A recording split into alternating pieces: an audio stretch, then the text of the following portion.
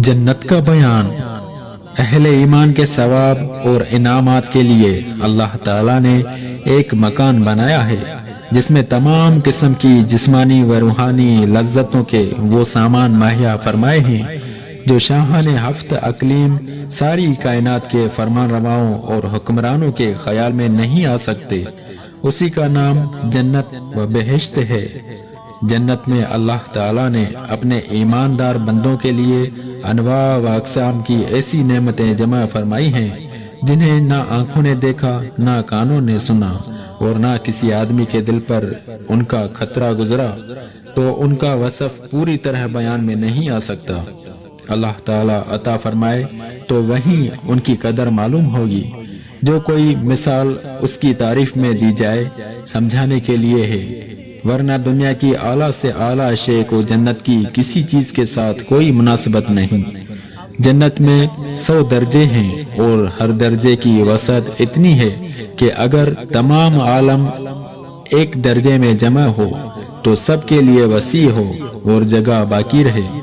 جنت میں قسم قسم کے جواہر کے محل ہیں، ایسے صاف و شفاف کہ اندر کا حصہ باہر سے اور باہر کا اندر سے دکھائی دے۔ جنت کی دیواریں سونے چاندی کی اینٹوں اور مشک کے گارے سے بنی ہوئی ہیں۔ زمین زعفران کی اور کنکریوں کی جگہ موتی اور یاقوت ہیں۔ جنت میں 4 دریا ہیں، ایک پانی کا، دوسرا دودھ کا، تیسرا شہد کا اور چوتھا پاکیزہ شراب۔ پھر ان میں سے نہریں نکل کر ہر ایک جنتی کے مکان میں جاری ہوئیں۔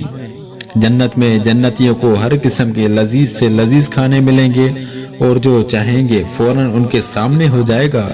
جنت میں نجاست، گندگی، پاخانہ، پیشاب، تھوک وغیرہ حتیٰ کہ کان کا میل، بدن کا میل اصلاً نہ ہوگا۔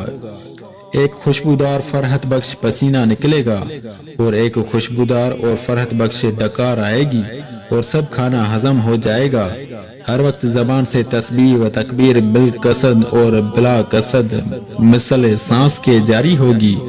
باہم ملنا چاہیں گے تو ایک کا تخت دوسرے کے پاس چلا جائے گا۔ جنت میں کم از کم ہر شخص کے سرہانے میں 10,000 خادم کھڑے ہوں گے۔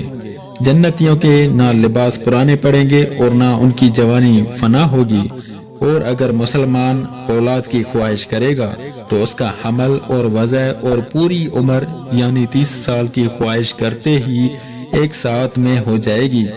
جنت میں نیند نہیں کہ نیند ایک قسم کی موت ہے، اور جنت میں موت نہیں۔ جنتی جب جنت میں جائیں گے ہر ایک اپنے اعمال کی مقدار سے مرتبہ پائے گا اور اس کی فضل کی حد نہیں۔ پھر انہیں دنیا کے 1 ہفتے کی مقدار کے بعد اجازت دی جائے گی کہ اپنے پروردگار عزوجل کی زیارت کریں۔ عرش الہی ظاہر ہوگا اور رب عزوجل جنت کے باغوں میں سے ایک باغ میں تجلی فرمائے گا، اور خدا تعالیٰ کا دیدار ایسا صاف ہوگا جیسے آفتاب اور 14ویں رات کے چاند کو ہر ایک اپنی اپنی جگہ سے دیکھتا ہے کہ ایک کا دیکھنا دوسرے کے لیے مانع نہیں۔ ان میں اللہ عز و جل کے نزدیک سب میں معزز وہ ہے جو اللہ تعالیٰ کے وجہ کریم کے دیدار سے ہر صبح و شام مشرف ہوگا۔ بھی ہمارے چینل کو سبسکرائب کریں اور روزانہ نئی اپڈیٹس کے لیے بیل آئیکن پر کلک کریں تاکہ جب بھی ہم کوئی نئی ویڈیو اپلوڈ کریں تو آپ کو اس کا نوٹیفیکیشن حاصل ہو سکے۔